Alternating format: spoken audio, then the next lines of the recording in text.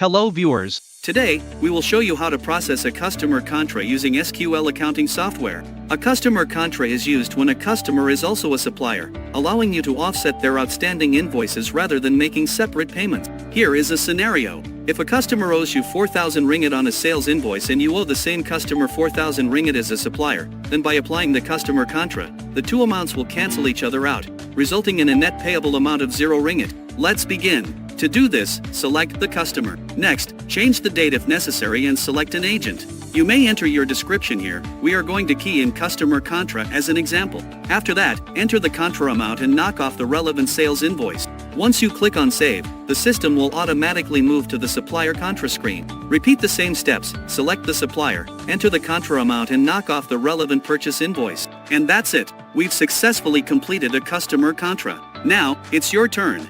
Try these steps and see how quickly you can get the hang of it. Thank you for watching. Subscribe to our YouTube for the latest videos, follow us on Facebook to stay updated, visit our website for important guides. It's so easy.